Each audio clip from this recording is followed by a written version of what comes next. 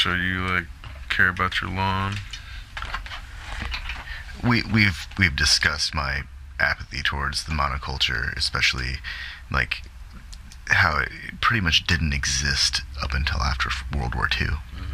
And I've always thought it was really surreal because so when I was growing up, my dad planted ground cover because he hates mowing, and I learned pretty quickly why he doesn't like mowing, because I don't really like mowing. And once you have ground cover, like creeping vines, and it's something you can contain, it becomes this self-maintaining garden, and paths form on their own, and then flowers or bushes, obviously you place them somewhere, but they take on their own life, and then they shape the garden too. I think this is actually the foundation of the English garden. And it's interesting. It's more interesting because you let nature kind of have its own life. That's not to say that I don't appreciate a good French garden. I mean, a really well-planned garden is also pretty impressive. Oh, absolutely. I think the issue just becomes with lawns that are purely lawn only. Unless you're in Scotland or something, it just becomes this gross display of luxury in a way that is... There was a period where that was normalized, and now we're at a point as a culture, I think, where we're all saying, hey, we get what you were trying to do, but this was a huge waste of resources, a waste of space, a waste of time. That space could be much served for other purposes, or if you're not going to use it, make it mulch or rocks or a rock garden, because a rock garden can still be pretty, but again, it's not a matter of about maintenance and having an or it's a carbon space footprint too, where well, I guess the plants will... It just depends on what's going on, man. Yeah. Well, in my backyard, I've got, I guess a third of an acre of meadow, because we don't mow back there, and it's actually really pretty. When the wind blows on it, it has this wave-like motion that I've seen in movies where they feature big fields. And it's a meadow, and of course there are deer, and occasionally I see other critters. We've seen coyote. But it's not it's its own thing. It has its own life. It's not manicured, except for the places where we use it.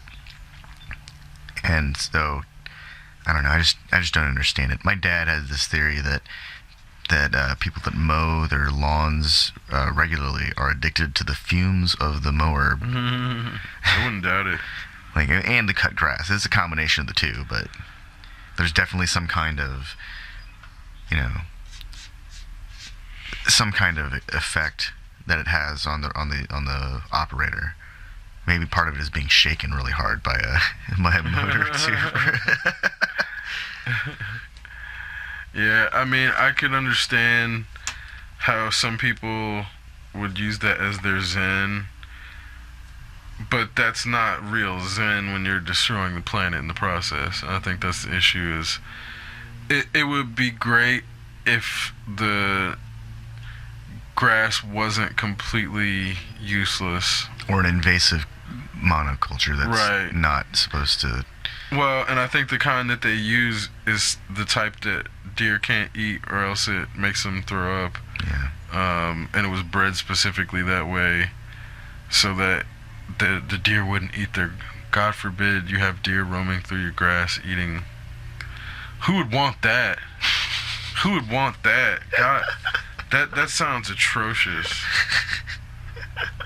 I would hate to wake up every morning and have deer roaming in the front lawn, just lounging and munching on grass. That sounds horrible. So my dad often will throw the vegetable waste from the kitchen and just toss it in the yard, and occasionally the deer are out there when he does that, and they don't go anywhere. He throws it at them. They just look at him, and then they go and pick it up. Bloomington's a really weird place, though, because it turns out that there are like several migratory deer groups that just happened to have claimed sections of Bloomington. And well, that's why it's called Deer Park. Yeah. On the south side. Oh yeah. No, my parents are in the middle of it, like right in the middle of it. So every morning there are deer in their yard. Their cat, Pete, he's fearless Pete. He'll go up to deer and they like touch noses and then lay around in the grass together. You know, he's well known in the neighborhood. Everyone knows Pete. He also has a collar that tells you what his name is, but he's friends with all the animals. He's friends with the dogs, the other cats. He's friends with the deer. That's really weird. I've seen deer and dog chasing each other back and forth through Bloomington before. That's hilarious. Yeah. Like playing? Yeah, at first I thought the dog was trying to attack it, but then they rounded a bush and then the deer was running. The deer was chasing the dog. I don't know what the hell was going on.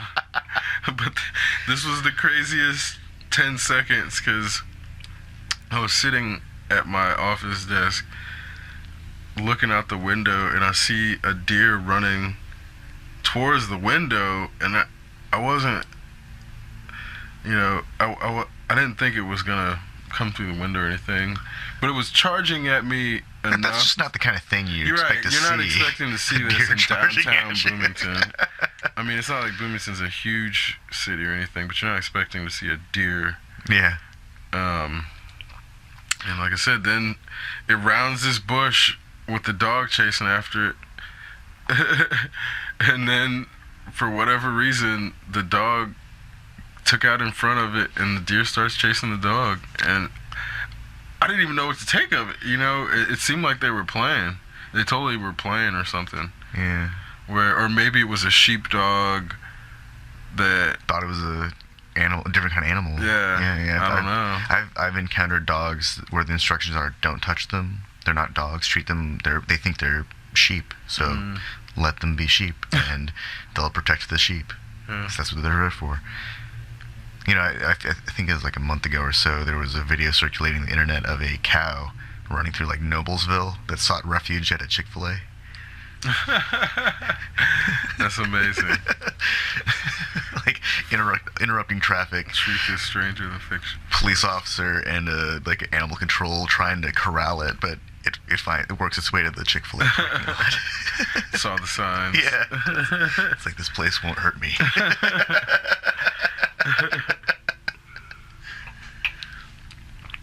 Man, I'm starting to wonder,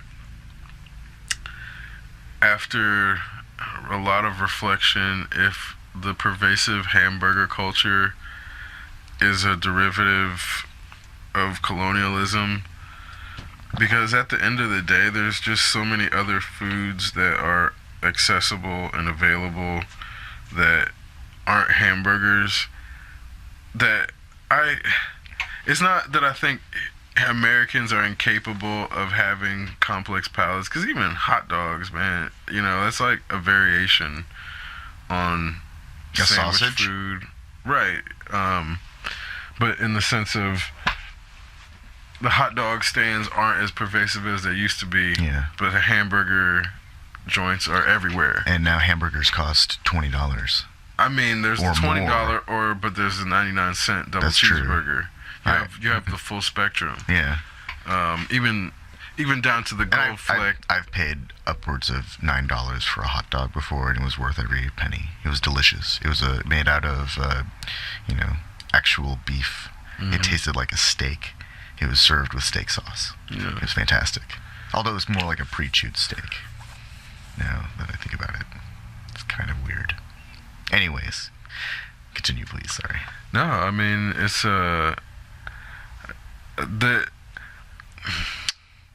because part of it is that there's just not as much.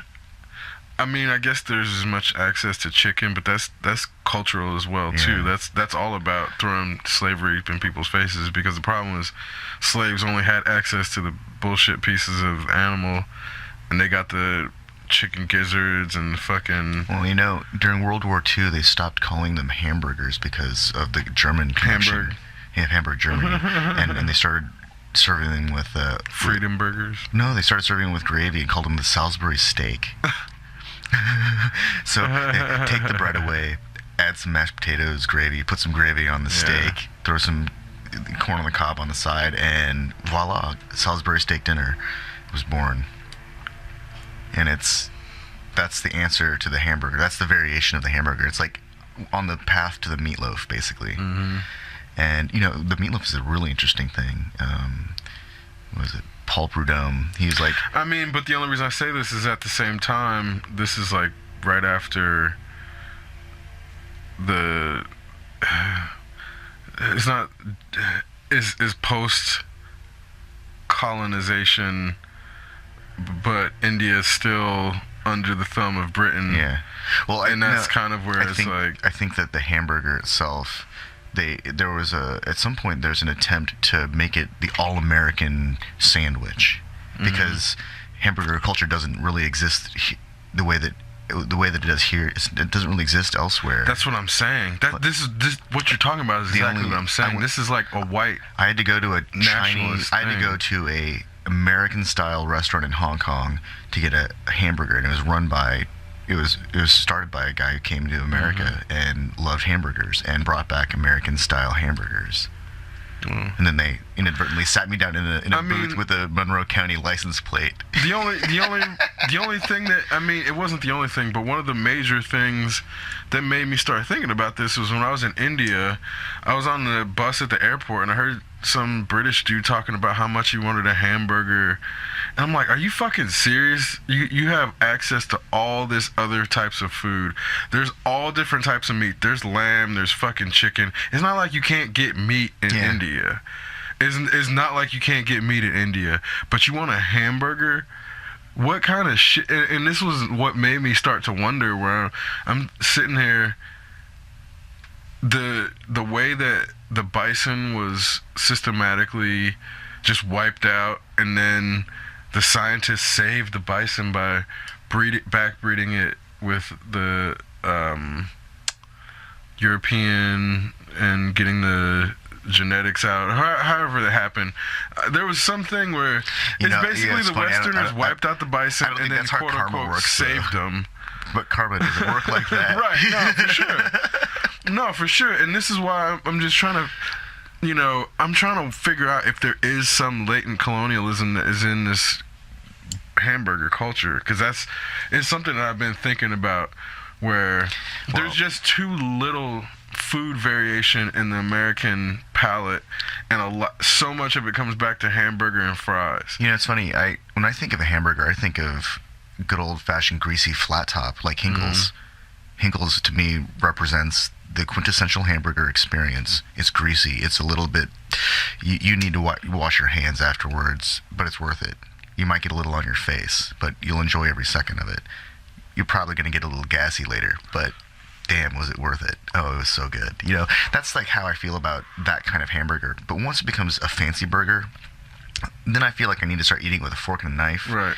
That's not really a hamburger anymore. That's meatloaf served on bread. And at a point, it's no longer a hamburger. Like, I like the kimchi burger. It tastes delicious. It's fancy as hell, but it's starting to verge on a variation of meatloaf for me, because you can't really eat it like a sandwich after a while. Once they get too big and unmanageable, the really fancy the whole thing. Okay, so even, this is even where the really fancy burger from like it's convoluted, because the whole thing. Okay, if we're talking about a meatball as being the origin of a hamburger and not the hamburger as the origin of itself, because you can't just say the hamburger appeared out of nowhere. Yeah, just appeared. Because you have meatballs in the Mideast. And meatballs are a variation of meatloaf. They're a predecessor to the meatloaf. Right, absolutely. A direct predecessor to the direct. Meatloaf. And this is where, when we're talking about even the meatballs mixed meat, where it would be a third cow, a third pig, a third lamb, or whatever variation. And then all the spices. It wasn't as if every meatball was always cow-based. Yeah. And it wasn't just about availability, it was about the style. So this is, to me, when it gets back to... Well, I think that something like Angus beef or Kobe beef. Right. When you have have like a region specific, like this is the only beef that can satisfy the palate of the blah blah blah. You know, that's when it becomes really. That's when it starts to become this kind of like it's not really the burger anymore. It's this. But this is the issue with that. So that is more in line with the historical emergence of dishes, in the sense that if it's a regional thing, it's because you had, like, whether it was because the cow was fed a certain way or had access to a certain type of grass, or they massaged them in this, they only did that in a specific region. That they only have one handler their entire life. Well, and the reason I say this is because there was a type of Iskander, which is a variation on it's like a variation on a pita kebab, which is not the same as a gyro. It's gyro meat on flatbread that has butter poured over it, but it's chopped up, so you eat it with a fork and a knife. And then the pita is essentially an edible napkin to absorb all of the juices. Exactly. So it's a different dish than a gyro. So it's not a sandwich either. It's like an actual, you eat this with utensils. Right. Yeah. And so the issue with this one place is they were one of the original places this is the original place that created the Iskander kebab dish in 1800s. It's in Bursa. You can only get the original there for specific reasons, and the main reason is the sheep that are raised there only eat thyme their entire life. See, that's glorious. So this is where it's not about the fact that it's from there. It's like the sheep there only eat thyme their entire life. So it would be the difference between seasoning a cow with thyme its entire life versus grass-fed versus corn-fed. And this is where the difference between people who are obsessed with the cow, corn-fed versus grass-fed, there's merit to that. But then when you start getting into these whole different aspects of like thyme, and maybe something eats rosemary or whatever, or maybe honey is there's something that has honey in all the wheat that all these cows eat specifically. So then these cows are honey roasted, or honey flavored. So there's all these things that could contribute to the regional aspect of a dish that is the original region as to why we call it Angus beef. But now you have all these variations that claim to be Angus, but it's because they've been genetically bred from those Angus cows. So it's not the same. It's the same genetics, but it's not the same environment. Yeah. So the same thing with the Kobe beef, where it's like in Kobe, Japan, the whole thing was that they beat them and give them beer. So it's not just about them being in Japan or being from Kobe or being massaged. Right? It's like it's not beating. It's massaging. Well, it's beating. Because they're so big. Beating is actually pretty accurate. Yeah, like, if you see them, they're like pounding on with their fists. But those it's the difference. Just imagine. So. But that's also it would be the equivalent of like a cat doing that to you, kind of. You know what I'm saying? And that's the difference, where it's like it looks like beating to us, but this is a 2,000-pound animal with a animal that's a tenth of its size, quote unquote, beating it. It's not the same thing. Yeah. But it makes it tenderize its entire life. So if you have a piece of a piece of cut that comes from a cow that was genetically related to the Kobe beef, it doesn't mean it was raised under the same conditions. No, it just means it has a similar genetic potential. Yeah. Kind of similar. Kind of. Maybe kind of similar. It's the same thing with, why one person in the family may be an athlete or a scholar, and then the next family member does absolutely nothing, and then the next family member is a drug addict. It's like everyone can start from the same potential, but the environmental pressures make nurture aspect. Exactly. Yeah. It's crazy how much we're discussing nature versus nurturing aspects of why beef is different. In the context of a hamburger. Yeah, this all started from a hamburger. You know, that's I think it's interesting though. When I was in Hong Kong and had that hamburger, it was an American hamburger. Every bit of it was an American style hamburger, down to the beef that they imported and ground locally and on site practically. And these guys, they had everything right. They did and it wasn't that I needed a hamburger. I mean, I'd been in China for like 2 weeks at that point practically, and it was a great burger. But in the grand context of things, I didn't have to go halfway across the planet to get a burger like that. I can make one myself. So in a lot of ways, I think that there is, there's something to be said for somebody who appreciates an American-style hamburger, but it's not impossible to prepare. It's actually the easiest thing to prepare. It's like the most unseasoned patty of compressed meat, and then burn it on a fire. Well, not burn it, char it, but seal in those juices and let it get plump and serve that thing up. And don't burn your mouth, because that'll happen. Oh yeah. And it's. I think that it's kind of cool. I feel like I read about burger joints in Japan that are basically like 5-star restaurants here, where you gotta sign up months in advance to go sit down and have an American style burger, and that's like, actually that's kind of insane to me, like completely insane that people would like wait 5 months for a burger, or a month even for a burger. I mean, but this is where I'm wondering about the colonial aspect, because that is kind of how access to beef really should be, in the sense of how if you're not that's factory farming. That's the way to do it, though. You make it unobtainable to all but the most elite, and then you create a culture where people want it because it's fancy burger. It's a status symbol now. So you elevate the burger within a culture so that people want it, because then you can attain Western burger status. Hold on, like no. I mean, and then of course the trickle down effect isn't economic; it's social, where people are like, oh, I gotta have that burger now, because if I get seen having that burger, then people will be like, oh man, that guy's got it on. They know what they're doing. I mean, and it's like, in some ways, that the lack of access to beef is the way it should be. But it shouldn't be because of that. That's a byproduct of this is why I'm saying. I'm wondering.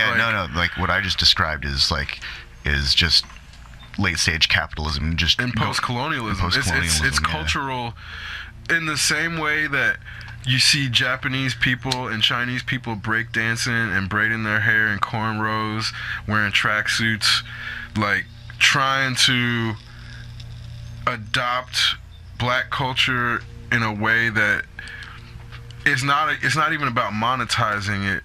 It's when you're being presented things from abroad, there's certain things that are the mainstream, and there's certain things that are counterculture. The hip-hop is what's counterculture to the youth, so it's not even being monetized on the Asian side. But then you have the mainstream culture that's completely being monetized and exploited. So I'm sure there's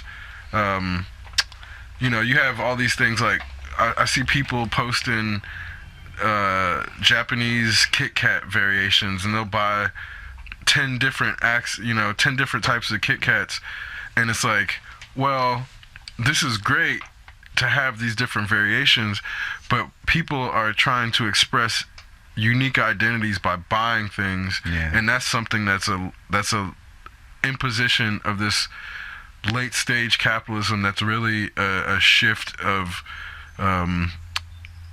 cultural colonialism through capitalism, and that's this. It's like, we were talking about how people, I don't know, it was somehow we got on this topic of hair, like, 'cause we both have really long hair for men in North America, and it's a hot topic recently because they're just now passing laws to protect black people's hair. Well, I read about I was reading about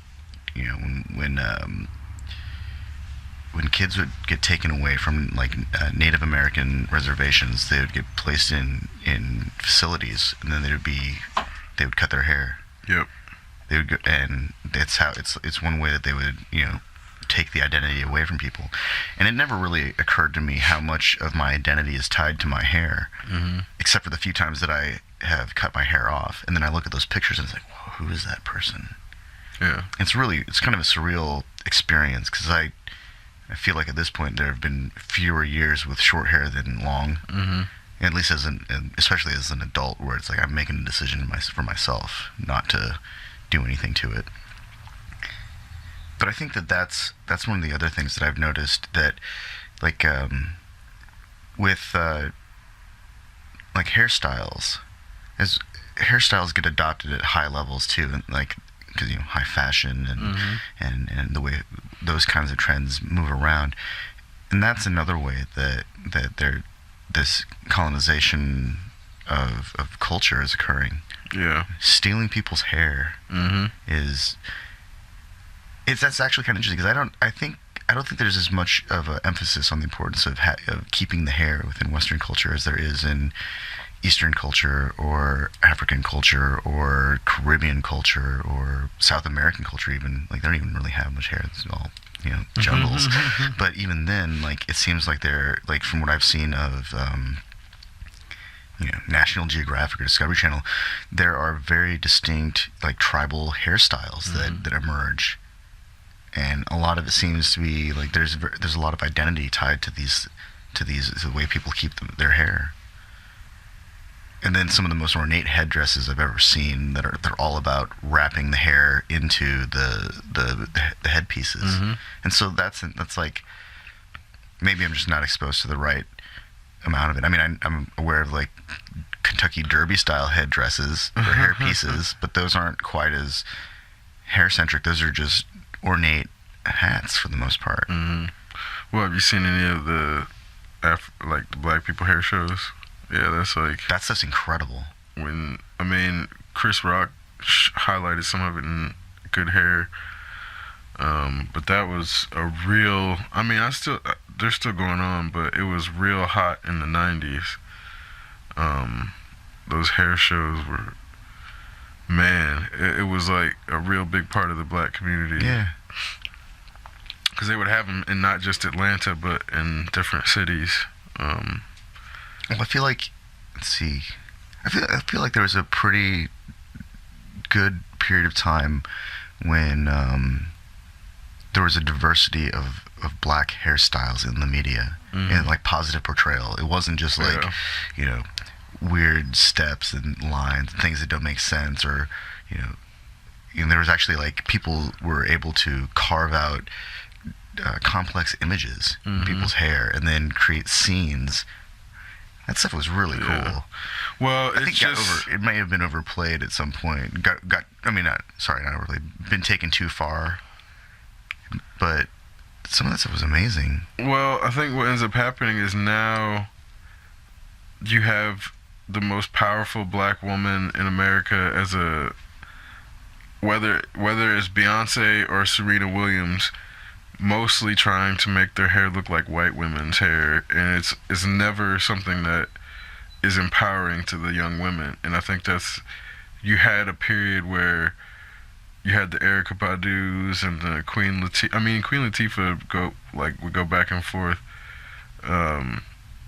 but you had more. Missy Elliott always had really cool hair. But she doesn't really have much hair though. Yeah, and that's the problem. Is what ends up happening is with black people's hair, when they're trying to do these hairstyles, it ends up making it super damaged.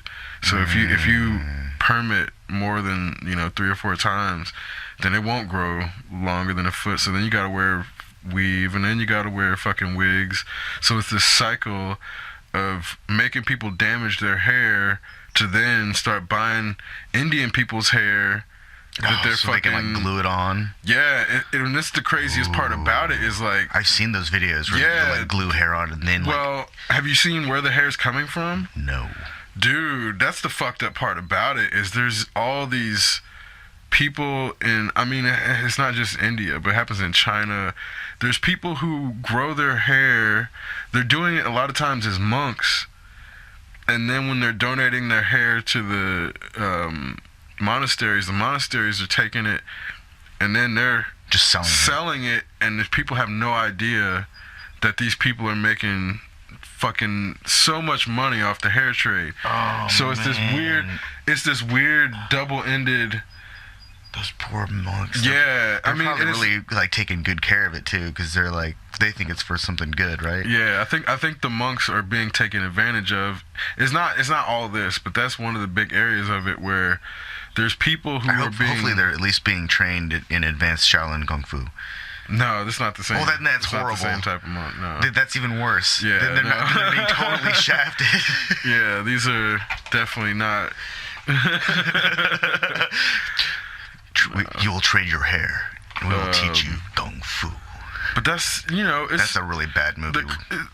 The idea that there's a whole entire trade around one group of people growing their hair, being exploited to sell it, and then a whole other group of people who've damaged their own hair being exploited to buy it, are then be exploited by this middle group who really doesn't give a fuck about either side. So black people are exploited to the point that they don't have hair, so they have to buy Asian hair, which they then attempt to turn into white hair. Yeah. Crazy, huh? But Asian fucking hair is colonialism, like man. Way better than. Oh yeah. Like, yeah. I mean, they love it as Asian hair. That's the thing. They give shout to the Asian hair. Like if you ask, like Asian hair is like the black thickest woman, roots, and it's like the strongest. Yeah, like as far as them, they'll give props, and they treat it like fucking gold. You know what I'm saying? And that's the crazy part about it is it's because of the way the culture has made people think.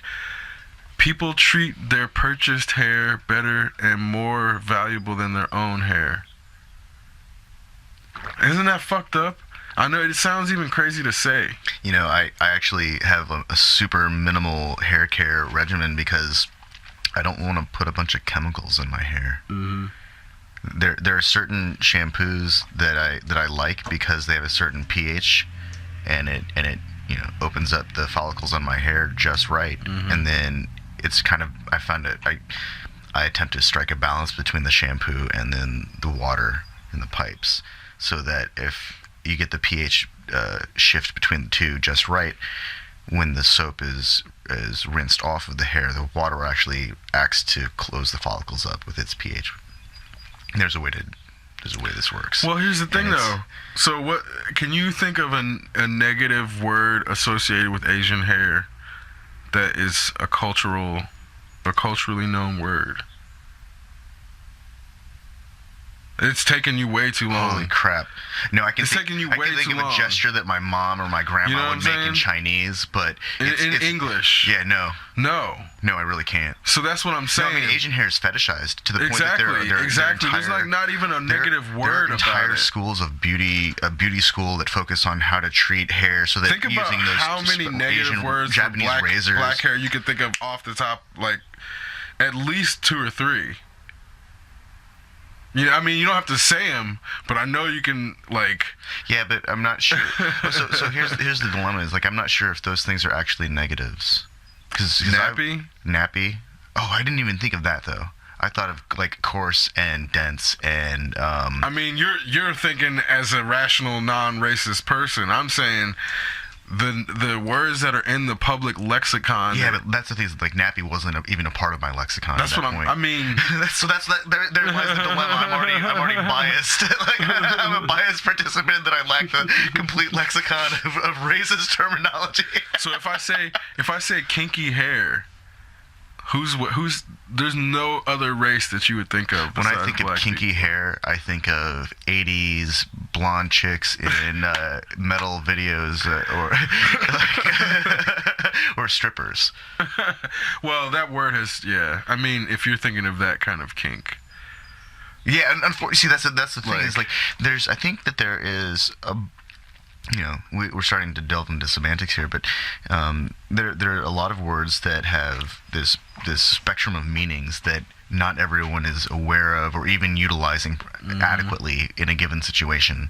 And I think that that's one of the most complex and rewarding challenges of communication is identifying when our vocabulary needs to expand, or when we need to expand our understanding of words and how they can be used. And that's one of the things that I've noticed becoming more and more of a thing on forums and in the media, like with people talking. I think people are actually starting to become more careful. I mean, they have to. They really do. That's the thing. People complain as if having to think about what you say before you say it is somehow a fucking bad thing. Back in my day, you could just say whatever you want. Any racist shit that came to your head, you could just spout it off. We called it civility. If you wanted to talk about a woman's parts, you could talk about a woman's parts. Like, as people are complaining, yeah, that was civility. They want to return to civility, man. Yeah, that's real crazy. Real crazy. Oh, here's our Sunday siren headed to the lake. It's never a good thing, but I'm glad that there's somebody going out there to take care of business, because it's the season. It's nice enough out that people are taking their boats out. Mm-hmm. Speaking of boats, I saw this truck pulling this gigantic, they call them aft cabin cruisers. So a cabin cruiser is, it has a cabin up in the front of the boat, and then there's a mess hall area where you can cook, and then your engine somewhere behind it. And then up top there's just a deck where you can steer the boat. So these aft cabin cruisers have an additional cabin behind all that stuff in front of the engine, so they're that much bigger, and so they have more deck. And then they have this upper deck area that is, the main deck is enclosed and has a steering area, control area. But then there's this like top level, you can steer the boat from up top. Like riding on top, like 10 feet, 15 feet up above the surface of the water. This thing was huge. It was like a double-decker bus, tall, and like 40 feet long. These things are can be found within 100 miles of Bloomington for $70,000 on the high end. Well, no, in the mid-range, but of what's reasonable. And there are some that are $100, $200, $300,000. Those are all really fancy. But then I started looking at $70,000 boats, just $70,000 boats. Then you can get into some really big sailboats. They would probably need a lot of work. Sailboats always seem to need a lot of work. And then, of course, looking at sailboats, those things get ridiculously expensive. Yeah, maintenance and storage is insane. Oh, yeah. But then, of course, now I'm looking at, expensive sailboats. And it's like, well, what's an expensive sailboat? $500,000, $1 million? Yeah. No, I mean, they're way higher than that. They go stupid expensive. Yeah. They get into you're talking about a catamaran or? No, I'm talking about a 40, 50, 60 foot yacht. Yeah, that's what I'm saying. That's how absurd it got so quickly. I just started looking at boats, and the internet will show you everything. Well, for the price of a 60 foot sailboat yacht thing, you can also get a used expedition frigate. Mm-mm. And so these are for deep water, pulling shit up off the bottom of the ocean. They've got cranes. They can weather out huge storms because they've got keels that are way deep. They got several floor decks below water. This is a big fucking boat. Used diesel, so you're going to be destroying the environment the whole time.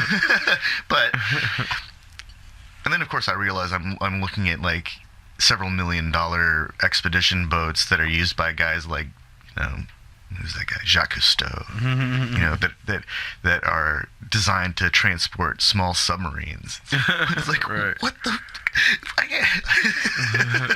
What am I ever gonna do with a boat that can launch a submarine? Well, wait, hold on a second. Now I'm thinking I can actually do a lot with that. But what am I really gonna do? Nothing. Yeah. Well, part of it is. If you had an expedition for getting a submarine. But are you gonna go to the bottom of the Mariana Trench, or you know what I'm saying? Because and so where does the fantasy go, right? Right, because my thing is, If you wanted to do something like that, you wouldn't want the used one. No, you want a brand new one. Yeah. So well, again, I think the used one only came up because I started looking at used boats, and if I'd started looking at new boats, I'd have found a completely different part of the internet. But in my mind, it's like you do Caribbean wreckage tours or Indonesian, Chinese sea pirate wreckage tours. That's the only thing I can think of. And then have like big old, hire a bunch of people to cook stir fry on the deck and have. You have to actually worry about real pirates. That's true. That's a thing. I know.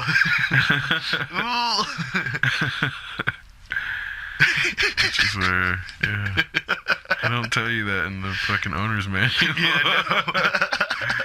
Well, I mean, I feel like piracy should be part of like the standard dialogue at this point, considering what's been going on in the Mediterranean. Somali pirates are. I mean, it's always a part of the sea dialogue. That's the issue. Is sea piracy is a pervasive and ever-present part. And they've got boats and big guns, and you can't really do that to the sky. You can't hijack. I guess people gotta land somewhere, but yeah, it's like you need a fucking F-16 or some shit. But when you've got a flotilla of boats and you've got a fuel boat, and really all you got to do is keep it moving so you can't be found, and lo and behold, the Bermuda Triangle is actually your best friend. Right. And that aircraft carrier that was sunk or dismantled last year actually was turned out to be missing. It's probably floating around the Bermuda Triangle launching pirate airplanes. So funny is people jump to all these weird conclusions. Oh, the devil did it. What you didn't think it was some pirates first? Fucking pirates. Come the fuck on. Unless the devil was the name of the pirate who sunk their ship. the devil of Bermuda. Man, the devil of Nassau. It's so crazy the lengths people will jump and go to convince themselves of shit where, okay, it's not that I don't necessarily believe in the possibility of ghosts. It's just that I went and fucking tested it. Instead of just worrying and hypothesizing about it, we went to a graveyard and fucking had the EMF meters, and we're like, show your in the man, crop circles. I mean, we know how the crop circles are made. They take a plank of wood, exactly, and then they walk out from a center post and on a rope until it winds them out. Mm-hmm. People are like, "Oh, but what about the isotopes? What do you know about some fucking isotopes? You don't know about shit about no fucking isotopes. Get the fuck out of here."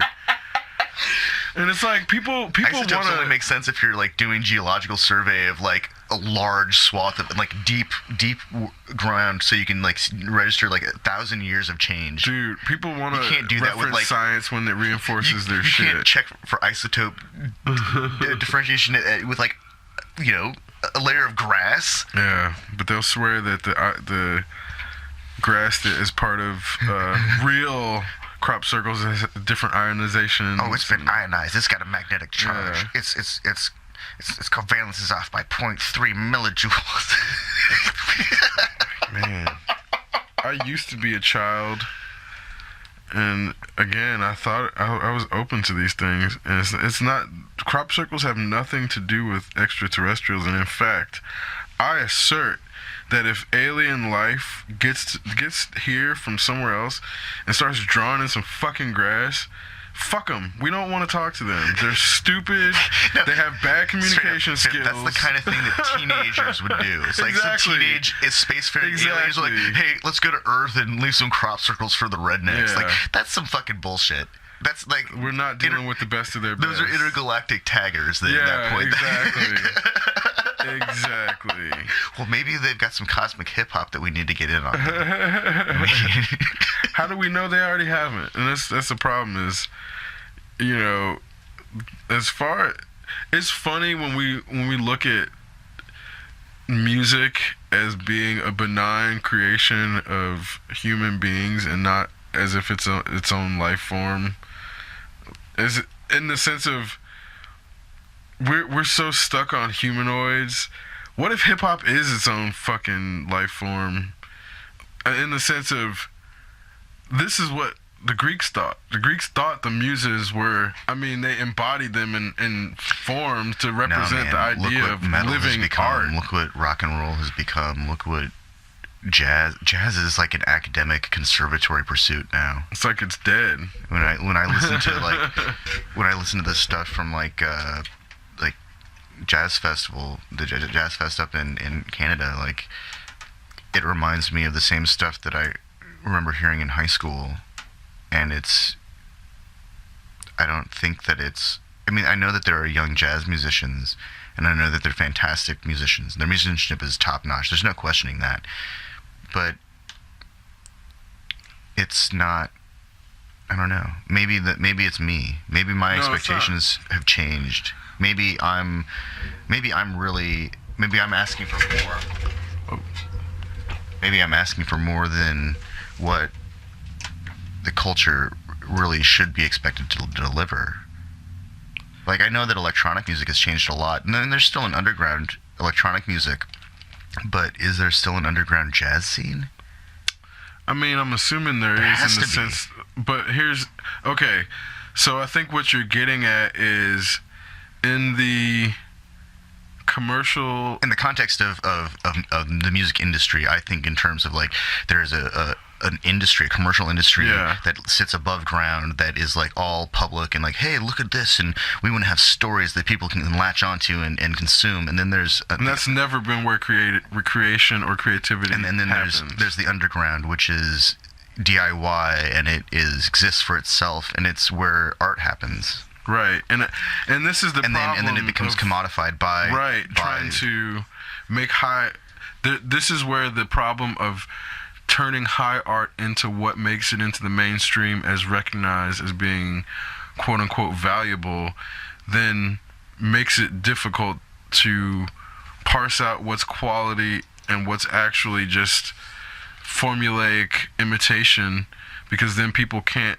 What has then been deemed valuable is only that because people have been able to commodify it, and has nothing to do with the theoretical accuracy or the foundations or anything to even do with the creator's intent in a lot of cases. And this is where the creator gets distanced from influencing how the work is received and how it influences the world. But even further, in many cases, the creator doesn't even benefit from it, because it's like, do you think Banksy's making money off of when the auction houses sell? Well, you know, I'm also that's kind of a tricky question, because I'm convinced that the person that started the Banksy project is no longer the sole beneficiary of the acclaim of the project. And I think you're spot on. Completely to pull off that level of public art, you have to have a team, and that team is not one person. But that's exactly what I'm getting at. It's like the same thing happened with Andy Warhol, but people didn't realize it was happening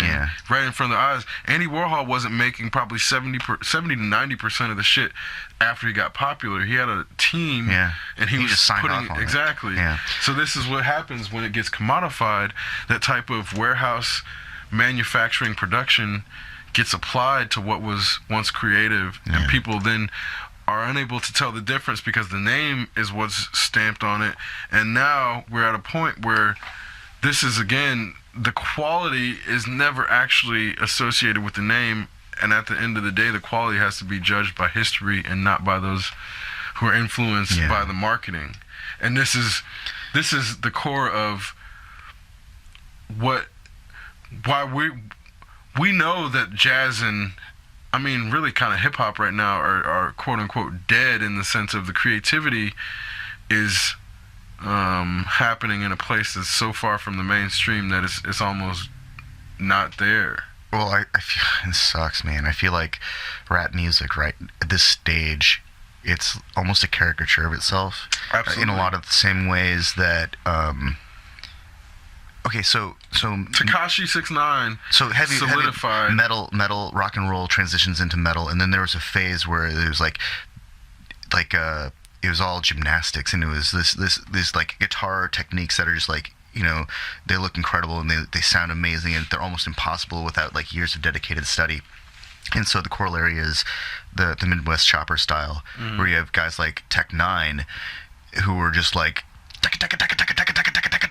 and it's this rapid fire, and they are alliterating and enunciating and using different meters and these really complex rhythmic patterns that are like, that's actually to me where the best jazz scat went, and that's where the best. The most incredible lyricists who were able to, just like spit out the most powerful statements, like, done. And it's like, holy crap, how did they say 20 words like that, like so quickly?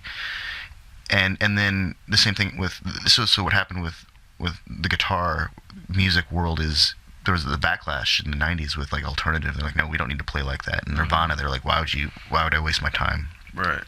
It's not about that.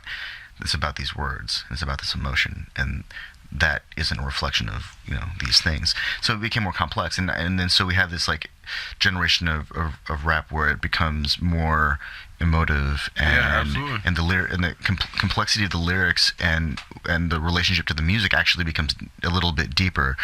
But then somehow we end up in this place where the technical accuracy of vocal accuracy starts to diminish in favor of punk, of performance. Yeah. There's a punk moment. Right. That's. I've been thinking we're in punk phase of rap right now. It's not because here's what's happened. Rap has gotten too academic. It has too much quote unquote history. And then there's an overvaluation of the history too, right? Like, and that's a problem. We need to be aware and be proud of, but it's like, yeah, that was 20 years ago. It's a paradox, right? Well, and this is the problem when you create the value of the musical culture within quote unquote being counterculture.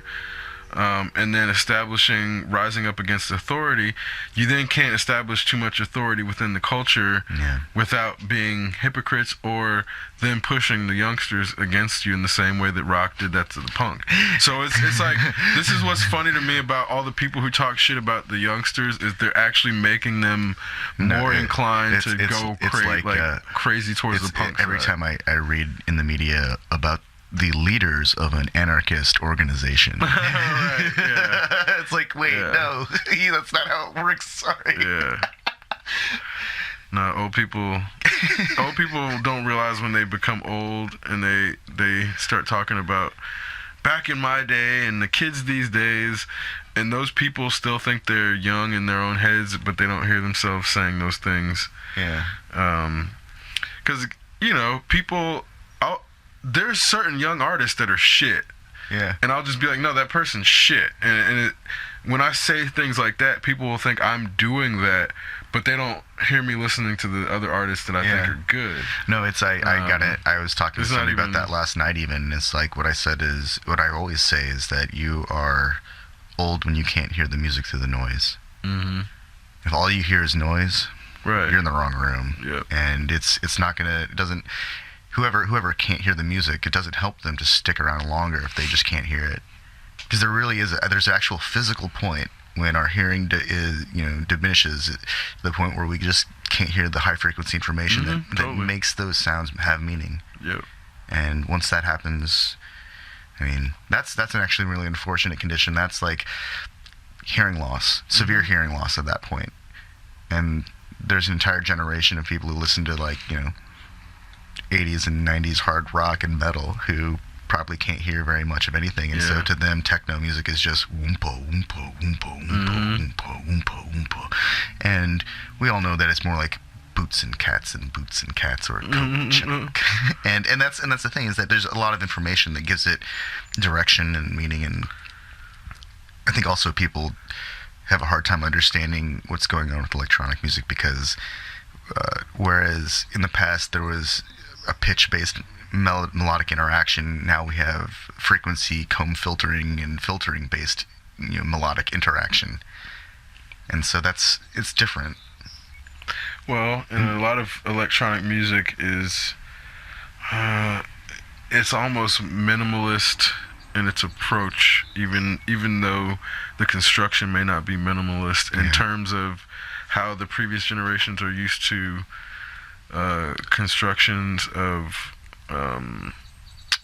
orchestral progression and symphonic progression. Just composition standards. Yeah, old composition standards. Yeah, they're not going to.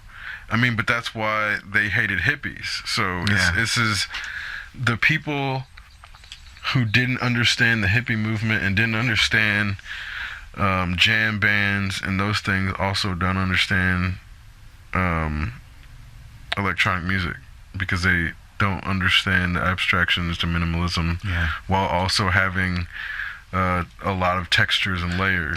I think that's the nature of any evolving music, is it eventually becomes so complicated that it loses the original core, the foundation of the music itself, and becomes this very almost rigid form that it's hard to break free from. I mean, like when somebody is just getting, when someone's still small and working it out, they have a lot of room to experiment and figure things out until their sound emerges.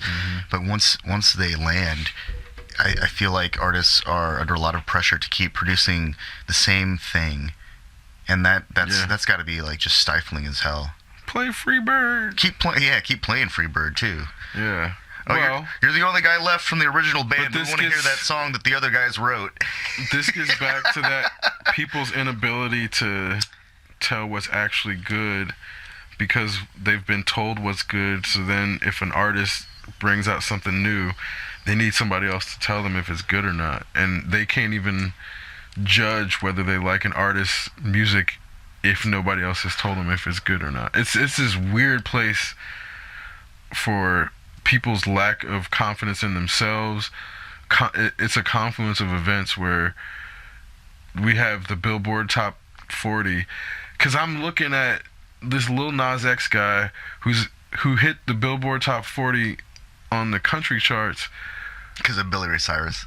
Well, before Billy Ray Cyrus, but then he got taken off and Billy Ray Cyrus helped him get back on.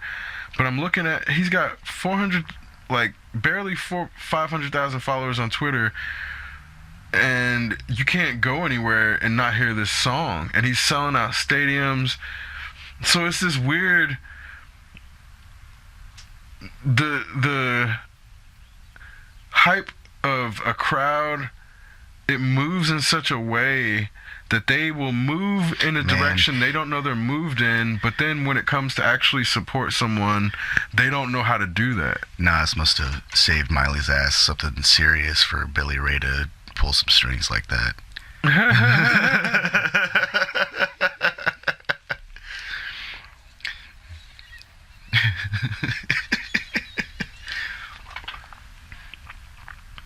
Yeah, I think this whole thing has me. I mean, I'm not the only one, but people are wondering about industry plants and how much of the quote unquote hot song of the summer comes from media hyping it up. You know, because I'm looking at. What was that AI generated country song? You Can't Take My Door. It makes no sense. It's absolutely like, what? I don't get it. Something about shelves and taking whiskey shots and well, no, the industry plants are what people are calling industry plants are somebody who has been hyped up and all of their plays are bought to make people think they're hot. So this is where. So I don't know if the listeners are familiar with, a lot of times somebody, even Britney Spears, when Britney Spears first came out, her first year of her album sales, the studios would buy a lot of them, and then if people weren't buying to keep up with what the studios were saying were the actual, like the sales that they were doing, then Britney would have to pay back all the stuff that the studio bought. Like touring or something. From touring or whatever. Merchandise from touring. Or whatever. Weinsteining or whatever. Like, this is the modern day equivalent of studio stables where I'm not sure if people are familiar with what happened in the early 1900s in Hollywood. Studio executives would basically get a bunch of actresses and have them sign contracts. They would have, I think there would be indefinite contracts. Yeah. And then if the actress wouldn't do something that the studio would like, they're done. They're done. Their career was sunk. So people got wise to this approach, but now the way that ends up happening is the people get signed into these front end deals where the studios are paying for them to get popular, and this thing where the people who are disconnected from it would be like, oh, this person sold their soul. It's like, no, they got in for $5 million of debt for quote unquote marketing, and all that shit you heard about them was money that they put their career on the line for as collateral to pay back that first year of hype. Yeah. And this is the way that people would get hyped up. And then the radio stations were getting involved in a whole different layer. So that's when that whole payola scandal came to light, and it didn't go away, but then the whole sexual aspect got wrapped into it, because then you had Kesha, who was accusing one of her producers of sexual assault, and it got really convoluted because it originally was there's many layers to it. Yeah. But when it first came out, it was addressing effectively people getting into indentured servitude to become popular, and then it was like they're being groomed. So Britney Spears was in the fucking Mickey Mouse Club. Yeah. She was groomed to be a star. She had a following before she was even. But how much of that was it was all Disney. Organic? It's all Disney. Right, exactly. It's because Disney created the show. Exactly, they created it. They created the hype. Yeah. Same with Miley Cyrus. So what ends up happening is what you see is these stars are groomed into this lifestyle, taken away from everybody, driven crazy. So then they quote unquote have their sexual revolutions when they turn 18. And who knows what's going on behind the scenes, but even in public, the shit gets crazy. So it's like almost all of the females start taking off their clothes as soon as they turn 18 and do all this fucking public weird ass shit. So what I'm saying is, it's not an accident. This is something that this is what Dave Chappelle left Hollywood because of. Yeah. This is what Cat Williams left Hollywood because of. This is what Martin Lawrence left Hollywood because of. In the sense of, they all said this shit. They all said this shit was happening. And then their careers got torpedoed. And this was all before Me Too. This is all before the Me Too Harvey Weinstein shit came out. Yeah. So people were saying this shit was happening, and then it gets abstracted into quote unquote the Illuminati. So then you have people who are making it out into this deified thing that you can't actually prosecute. You can't prosecute the fucking Illuminati. You can't prosecute Harvey Weinstein. You can't prosecute Bill Cosby. You can't prosecute the NBC executive. So if people are too unaware of what's real and what's not, it makes it difficult to get the court of public opinion behind real justice. And this is why they want it to be aliens. Exactly. And this is the problem of having the people who are in control of the media dictating the narrative, because they change the narrative too quickly for people to actually stay. Like, the Me Too movement is effectively gone. Oh yeah, I thought it's gone. I haven't read anything new about it, and God, I can't even think about it. I can't even remember the last time I saw anything about it. I feel like there was a lot of effort leading up to the whole confirmation of that Supreme Court justice, and then after that guy was confirmed, that was it. I mean, I'm sure that there's still some people who are involved on some, like, you know. Well, and the crazy part about the Kavanaugh confirmations is that served to push the movement back concerning people's ability to parse out what's a real, I mean, not to say a real victim, but somebody who is not putting forth accusations out of malice or espionage purposes. Yeah.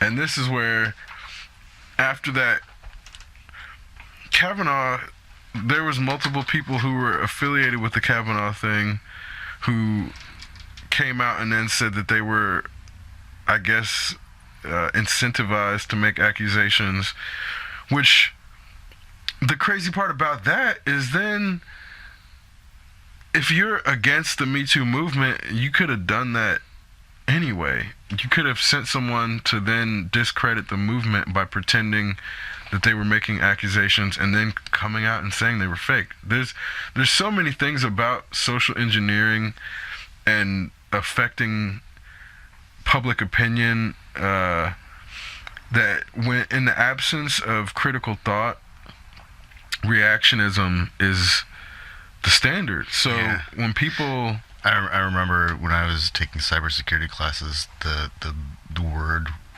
that they said was going to become more common, more prevalent was optics.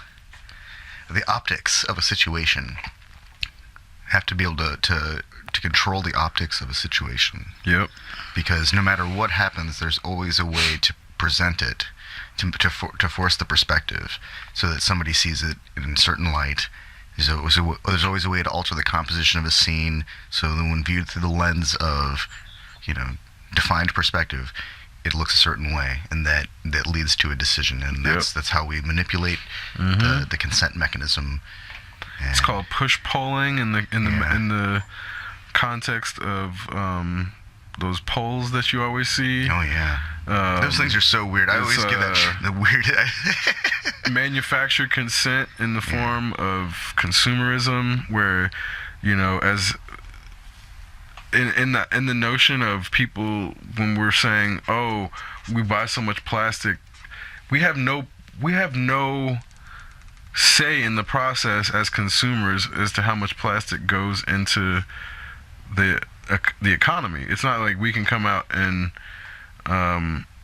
even through the process of using government petitions and all of the bills that could actually be pushed through on the citizen side, we could not change the plastic situation in the national sense without the government doing it. And that's kind of where then it's our manufactured consent in the process, is in the case of the government is the one that gave them permission to do all this plastic bullshit in the first place, and they took away their ability to use hemp or any other biodegradable or sustainable resource that could be used instead of oil and plastic, and these glyceride byproducts that are not good for the environment.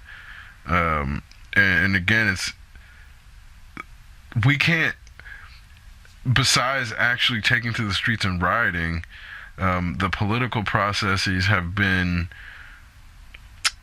hollowed out in a way that any sort of attempt to galvanize support against these things can then be co-opted and dismantled by the time it would actually get to the Senate floor. And that's the problem with everything has to go through the Senate floor, and we have people in there who are too tied to special interest groups and have been there before we were even born.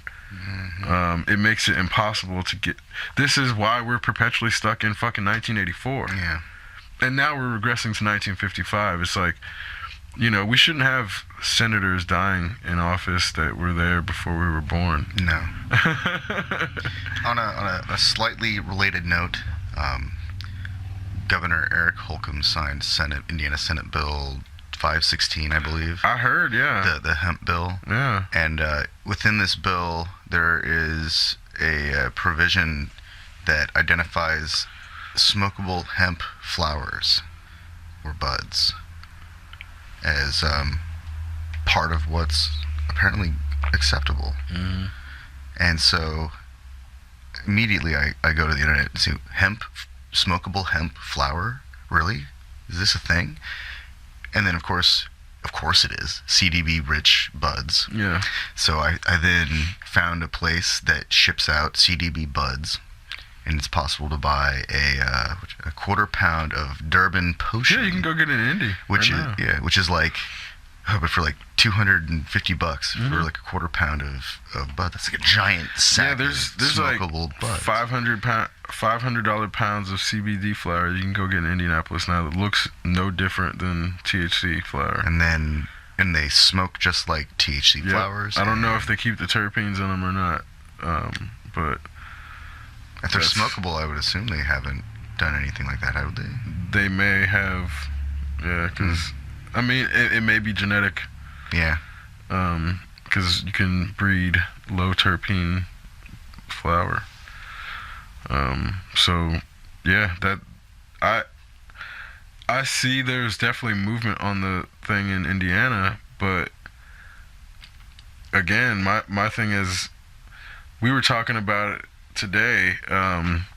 It'd be funny if we did a fake documentary on a dispensary opening up in Bloomington as if it was happening, and just made it as if there was a dispensary that was going to be on 3rd Street or something, or in the strip mall, but then go record it all in Toronto and get the police forces all like fucking riled up looking for the shit.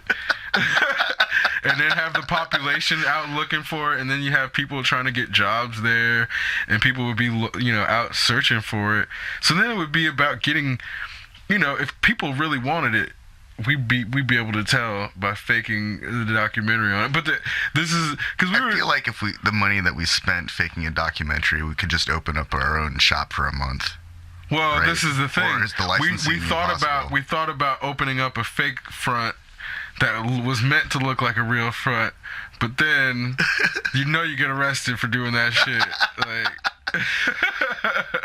so what are the licensing? What's the licensing requirements to open up a CBD bud hemp flower dispensary? Well, based on the other dispensaries I've seen, you have to decorate it like you're a 12-year-old kid. You have to put a bunch of neon signs in there. Fucking no chairs. Oh, so fucking shitty floors. Fucking. So it's got to look like a head shop. I mean, it has to look like the most uninviting, fucking shady head shop. Head shop tattoo parlor. Basically, that's what every dispensary I've ever been in looks like. So I'm assuming that there's some standard about making it look like absolute shit. Well, I think the idea is that they're trying to give the people the idea, like, don't even try to rob this place, because if we don't care about the floors, think how little we care about like what we're gonna do to you if you try to rob us. Yeah, I guess. I don't know. The dispensaries that I've seen are, well, in California before recreational. You walk through a giant steel door into a waiting room, and then they talk to a screen. Toronto, like Colorado, and then every single one. You get let in one at a time, and there's like a big dude in the corner that doesn't say a damn thing, and then there's the guy behind the desk who's like talks so much that it's like, dude, just shut up for a second. I'm looking at this stuff. I need to think myself. You're describing every single one I've ever been into. Yeah, no, that's the thing. It's like that's that must be part of the standard. That's the standard. Yeah, and some of them are actually. I've been to one that was clean. Like, and when I say clean, I mean like as clean as a place that you would wait in at a tire shop when you were waiting to get your tires in your car changed. Like clean like that lobby. Nothing special, but not filthy. But then I've also seen the ones that are like dirty ass tattoo parlors where it's like, can I even sit on this without getting like fucked up? Or is this gonna hurt me? Am I gonna have to like get a shot later? Yeah, you don't know if you're gonna get tetanus going into one of those places. You're definitely going to get tetanus. It's just a matter of like, are they going to tell you? Like that's like how I feel about some of those places. But that's just a matter of the culture changing. We're just emerging from a culture of secrecy and keeping everything hidden because they couldn't tell the truth for forever. Yep.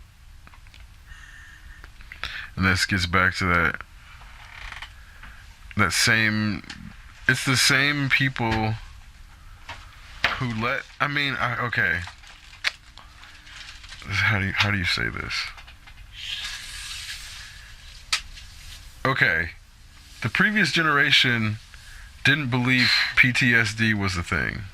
Yeah, well, they also had a lot of like horrible misconceptions about a lot of other things that we know now are like completely wrong. I think it was 1969 when homosexuality was declassified as being a mental illness. Yeah, it was only 50 years ago. Yeah. 50 years 50 ago. 50 years. It's terrifying. And I think it was 69 and not 79. It could have been 79. I don't know exactly without Googling. I just remember it was one of the nines, but I may be wrong.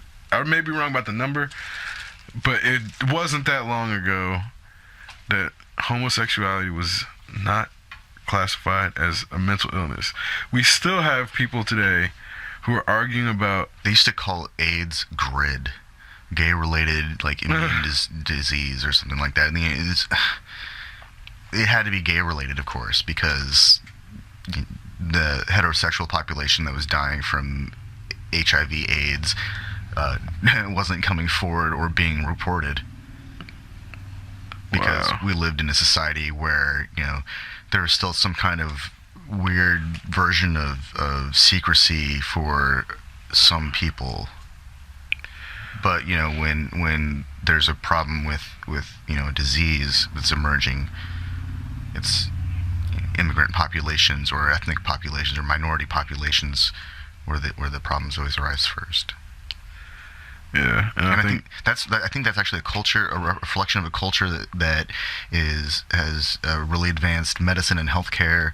And it's like a scapegoat of, they're not from this culture of advanced healthcare, of lifelong healthcare from birth to death. Mm-hmm.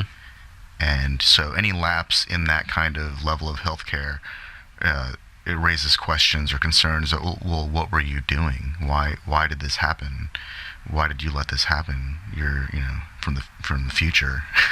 Yeah. And that's not out of line with the victim blaming culture that again it's really weird how there's kind of a disconnect in terms of, as you're saying, if someone from the American context was looking at an immigrant that came over, they would talk about how they didn't have access to healthcare for their entire life. Yeah. But then that person probably didn't either, who's American, which is the craziest part about it. It's not that they weren't in driving proximity to a hospital. It's a matter of them not having insurance or having the capacity to go to that hospital without it being a bankruptcy situation. Even when they do have insurance, just not taking advantage of the resources that have been made available to them. A huge part of it. That's like the scariest thing to me, is that we live in a society that has so many social safety nets and so many opportunities available, and yet people still... there are resources at the local public library to help people get their life back on track. Free computers. You just have to sign up to use them, kind of stuff. The thing is, if people didn't know a person firsthand that had gone to the doctor and gone in for something that was innocuous and maybe died or come out with a huge infection, they wouldn't have that fear. Yeah. And this is the issue whether it's rational or not, everyone has an experience that is close to them with someone like that is keeping them from using that service. And it's like, during the polio era, people didn't like going to hospitals because that's where you went and died. Because typically that's where all the really nasty diseases like to hang out. And polio especially, because it's like frail. It actually can't survive in anything but clean environments. So you go to the hospital and get exposed to polio. But hospitals are terrible ideas if you really I think analyze putting all the sick people in one fucking place. You know what I mean? Like, oh God. in the I way, wish I could remember the guy's name who discovered that, like, if you use the same scalpel to inspect cadavers on humans that are healthy, it'll give them fucking like sepsis and kill them, like toxic shock within a matter of hours type stuff. And they realized it because they used a cadaver on a pregnant woman and she died, but the child lived or something. I think I could be getting this really wrong. Now that sounds like some shit humans were doing in like the early 1900s. Yeah, like we were doing this pretty like within a frame of time, a window of time that's like, really? Yeah, that they shouldn't have been. When I think about how far humanity has fallen, it makes me realize we haven't actually climbed that far up. Yeah, no, absolutely, we really haven't. We have computers and televisions, but we really haven't. We've spent almost all of our resources on things that go boom. Yeah, there's a I guess it would be an essay. I mean, I think it's a book, but it's called "We've Never Been Modern" by Bruno Latour. And it argues that our whole notion of modernity is a false sense of being distant from our unevolved counterparts in humanity, and we just have a false sense of modernity due to our chronological distance, and it's actually, we're physically very little different. Mentally, there's very little difference, and this is where the difference is almost all perception. Yeah. And this is when you read his argument. I've actually believed for a long time that the humans right now in 2019 have essentially gained no intellectual capacity over humans from 200,000 years ago. Pretty much, yeah. Like, I mean, I think that's demonstrable. My belief is that the only real difference between humans then and now, since the emergence of modern humans, is we have more advanced tools. Right. And we have data storage mechanisms that enable us to record information and share information on a scale that was unavailable to them at the time. But I firmly believe that if you were to transplant human being from 200,000 or 100,000 years ago into 2019, it would be a matter of a few years for them to acclimate, learn a language, learn modern technologies. Well, they would figure it out. Here's the thing: they might even be even quicker to do it than someone who was born today. That's why I say a few years. The issue is, one of the things that we've done by building these things, by offloading those utilities onto machines, we've become less good at those things. So our memories are worse. So that's like the principle. That's the premise of 2001, is that our technology will render us into our infancy within the cosmos. Mm-hmm. Is that by the time we get to space, it doesn't matter if we have a hammer. We can't just make a hammer. Without the hammer, we can't do this other thing that we need to do, all these other things. And at a certain point, it's so far beyond the scope of human ability that our tools are the only thing that allow us. This is also why looking at tools as a utilitarian part of human existence and not its own evolutionary tree it's a self-defeating paradigm, which results in humans being reset when they lose their tools.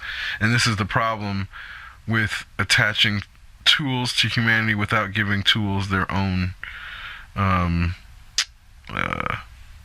what's it called, tree of life. Tools, we need to have a tree of life that starts from the rock and starts from the axe that is just a sharpened rock to the computer that examines the delineation on its own. We also need that femur that monkey in 2001 found, because that thing was pretty important too. Mm-hmm. Because that's like the other variation. That's the cudgel end of the tool, the weapon of the tool. That absolutely. I mean, but this is why when we need all of this for everything, really. I think it's either gibbons or orangutans that are using spears to go fishing. Yeah, And no, it's I saw a video of a I think it is the orangutan actually. Yeah, I think it was an orangutan. But yeah, they're like hanging off of a branch and completely self-taught. Oh, it's brilliant. And then what was it? There's crows they use traffic. They'll drop shelled fruits into traffic and have the cars run them over to open them. Awesome. So again, there's all these things where we've seen animals use game tools, the environment, right? Or whether you call it gaming the environment or tool utilization, humans aren't the only ones that do it. And further, when it happens in other species, it often happens in the same manner. So this is kind of where, again, it's like looking at tools in their own tree of life, I think stands to detach humans from having this tool dependency that is not actually a synergy between two different life forms where it's definitely a like parasitic relationship. Yeah, I mean, I think it's a symbiotic in the sense of like the tool's existence is dependent on our need for it. So that if we don't need the tool, we're not going to keep using it, and the tool will cease to exist. So there's no more fucking telegraphs in operation. It's extinct, effectively. It's an extinct animal within the tool's tree of life. That's actually very accurate. There are no longer any analog phone lines that you could send a signal on. You might be able to rig some kind of through like the power lines. You might be able to tap into that and send some kind of like interrupted but it'd have so much noise to contend with that you'd have to have a fucking power substation just to get anywhere. Yeah, telegraph's done. I'm sure that there's like there's somebody out there knows how to take a telegraph system from a museum in Baltimore and tap it and like and their friend can handle. No. If they tap into the railroads, they can always go back to the railroad telegraph system. Because that still exists. They just need to have machines that electrify the. I mean, but then it's going to have to be able to. But then you have to have repeaters every that's what mile I'm saying. or two or By whatever. That point, it's so like that's right. The infrastructure is deteriorated to the point that it's vestigial. It's a vestigial tale. It could be reestablished. Telegraph could be reestablished more easily. I think we can bring back fucking mammoths now. That's true. That's what I'm saying.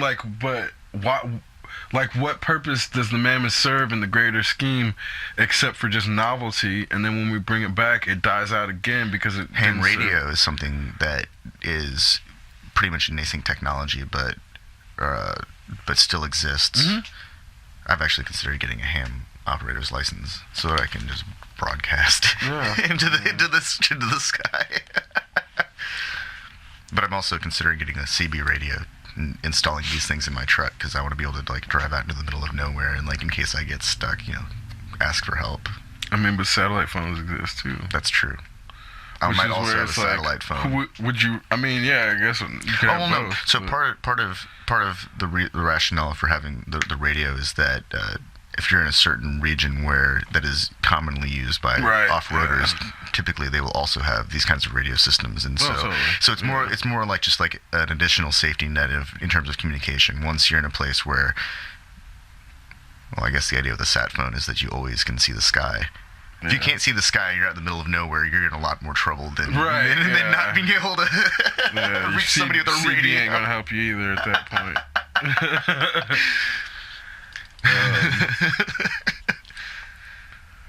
But yeah, I think this is where there's actually that reminds me back in the early, I guess, 1900s, whenever the radio started getting amateur radio started becoming popular, like there was several generations of people that understood electronics and how to utilize electronics to broadcast radio signals. Mm-hmm.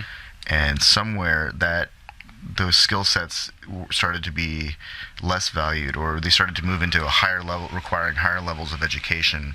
So they became satellite and cable, because they became less attainable, and now Right. those technologies are disappearing. But those are accessible technologies that we just can't seem to send enough. They just don't have enough bandwidth. Right. That's it. Our information is too much for their bandwidth. Yeah. And I don't think that's a problem. I think that's a sign of a growing Evolving organism. technology. Yeah. And this is kind of what I was getting at, in the sense of we always use technology to do the same things, but the scale just keeps changing. It just keeps scaling up. So effectively, those cave drawings were the Avengers of the day. I mean, whether you want to call it a comic book or the fucking film, that's the Avengers of the day. That's the Van Gogh. Whatever it is, that is their expression. And this is like, that's the rudiment. That's the most advanced level they had at the time. But also, in having that, there was a sense of this type of visual and symbolic expression as the basis for transmission of information is always at the core of what we're doing. And it's either audio or video, or I mean not video, visual. And it's one of those, I mean, text is audio. It's audio and visual, technically, which is really crazy. This is where people's different learning types and the way people absorb information is not unified, and this is kind of where having a different medium that gets abstracted away from the human allows is a different level of accessibility that's clearly innate in our nature, but it's something that transcends time, because then we can still go back and look at those cave paintings and extrapolate information from them. We can understand if it's a four-legged thing that has horns and not udders, but balls and a dick, it's probably a bull. And then if it has udders and there's no horns, it's probably the female cow. And it's like, there's things that can be communicated across 60,000 years by symbols that we don't need to have ever met those people or have had the same common vernacular. And there's mimetic language, and then there's symbolic language, there's phonic language, there's all these things that interweave to visual expression, and they're different layers on top of each other that can't necessarily be separated. But it's in this that saying it's an absolute creation of man and not giving it the possibility of being this force on its own, I think is where we gotta, like, if we're gonna revere the Greeks, we gotta revere the fact that they gave this entity a force of its own. It gave it 9 life forms to represent this force of creation that is not based in humanity. It's the muses that is doing this, and whether the muses are a life form or not, the Greeks acknowledge them as at least a metaphoric life form. So there has to, I mean, it's not that there has to be something to that. It's more so in giving the possibility to that. I think it allows for a more dynamic existence of humans, and one that's not so dependent upon any paradigm of technology to be the permanent stake in the trajectory of creation. Because it's like, if all of a sudden all of the satellites fell out of the sky, that shouldn't stop us from reaching space within the next 10 years again. It should. If all the satellites fell out of the sky, it shouldn't set us back. Oh man, if all the 300 satellites years. fell out of the sky, we would actually gain so much data. Oh, for sure. I mean, there's so much to be gleaned from it. Absolutely. Just unimaginable amounts of data. But we wouldn't be able to fly until the shit. Like, only people who were able to calculate fucking trajectories, and then there would be no FAA towers to communicate because the satellites wouldn't be able, like, it would only be ground radio between. So if that happened, it'd be like 60s era NASA. Right. Again. It shouldn't set us back except to 60s era. It shouldn't set us back 300 years. No, it should only set us back to like. But this is NASA. Where. Some people because we still have trigonometry and calculus, exactly, and we still know how to people do math. Don't realize how like plane trajectories are calculated before we have satellites. We still understand astrophysics. Again, it's like, and saying that happened in tandem with the power grid going down, that still shouldn't set us back except to the like 1910s. Because we still have gas, we still have fucking hydrogen. The dynamos started to emerge in the late 1800s, and kerosene emerged in like. That's what I'm saying. So all of these things are being presented as if they're doomsday scenarios, when really they shouldn't even set us back except like 50 to 110 years at the most. But it's not. It's never presented by that way culturally, because then you couldn't sell Doomsday Preppers magazines. Well. If we lose all communication, at the very least, we're back to the whole Victorian internet, which is telegraphs.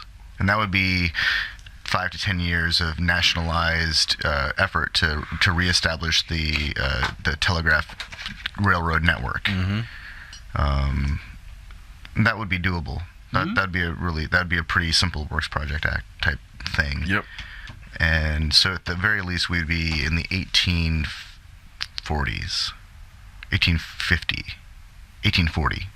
We'd be at the very. That's probably as far back as it could go, because we still have. Nobody ever says it like that. Nobody ever says it like that. Well, no, because we still have train tracks, and we can get coal-powered trains running like pronto because we still have them. Because it would take about 2 asteroid extinction level events to actually reset everything. Yeah, but they'd have to happen within quick succession. Even then, they'd have to happen within 100 years of each other. Oh yeah, and I was gonna say, even then, there's too much data laying around that could be extrapolated to then reaccumulate knowledge for it to set it back more than like 6,000 years. Well, it has to last. Which is what I think keeps happening. The 100-year cycle of the collapse of a civilization and the reclamation of by wildlife. Mm-hmm. That 100-year window has to happen, and it has to have 2 extinction level events at that kind of interval, so that it completely knocks out the previous attempt to reclaim knowledge. Yeah, well, because or some kind of war has to happen. I think it only takes 50 years to be reclaimed by the wildlife. Yeah, and 70 or so years for society to fall apart, to collapse. Yeah, and that's on its own, like just economic collapse, take it down to nothing. And if we insert war sometime sooner in there, we could easily get that down to 30 years, because. I mean, look at the Middle East. That place is so fucked up, and we've really only been. Well, the United States has really only been meddling there since the 70s. 50s. From the 50s. Yeah. Okay, so we're 60, 70 years into the Middle East. That place is still so fucked up. Well, I get United States, but then Britain was before early 1900s. So it's like. So there's been a lot of conflict there since the dawn of recorded history, essentially. Yeah. Under one mantle or another. Mm-hmm. Man, these fucking Holy War Crusaders just got to stop. Yeah, I mean, I don't think they've technically stopped. I think this is the issue is we're looking at the Crusades as if they actually stopped. No, I don't think they ever stopped. They never stopped. No, we're still looking at the Crusades happening. Yeah, totally. Absolutely. The French led the Crusades for a while. Mm-hmm. The English did for a long time. Long time. Now it's the American version of the Crusades. There's no point. Even down to the whole Gog and Magog thing that George W. was pushing, where you find out. I mean, okay, I don't know what people believe at the highest level behind closed doors, but what they believe in public can be traced, and a lot of the stuff that George W. was talking about publicly is it's related to Jewish, Orthodox Jewish doomsday prophecy that also is intertwined with Christian doomsday prophecy. So this is where you get The convoluted end of days type stuff. Right, and this is where you get the Christians in America who want the Revelations apocalypse to happen are so pro-Israel. But I maybe this is it. Actually, I think it sounds really cool. I was listening to it for a little bit, and it's kind of weird because we've got this the It's microphones. like we took off on a plane or something. Well, the microphones are set up in this stereo spread, so they pick up both of our voices, and they're exceptionally sensitive. So we're obviously getting the lawnmower, but I hear birds, but not only birds, but I'm hearing birds directionally because we get this stereo thing going on, and then the compression in the interface and in the headphone monitoring setup will just bring up the floor, and so we kind of have super hearing right now. Oh, totally. And I was listening to you talk a bit ago when my neighbor was riding by, and it had this really intense build to it that kind of crescendoed with what you were talking about. It was actually really kind of enthralling because I'm sitting here listening to that and listening to what you're talking about, and I'm hearing these birds, and then I heard this car drive by, then a heavy car drive by, and I had this kind of like binaural experience where I felt like I wasn't in this room. I was outside. That we're the ears of the house. We're listening to the ears of the house at this point. Basically. And it was really kind of cool. I don't know if the people who listen to this, what kind of playback systems they're using. And I mean, I hope that some are using, full-blown stereo systems or big speakers. But, if it's just headphones, I encourage you to turn it up a little bit and listen to this background because it's actually kind of cool. Yeah, you can hear the birds, so. Yeah, but I feel like the birds are all around us. Mm-hmm. It's kind of weird. Like, I'm not sure, like, I never really think about, like, backgrounds. Because usually we're talking about some exceptionally random shit. But that lawnmower,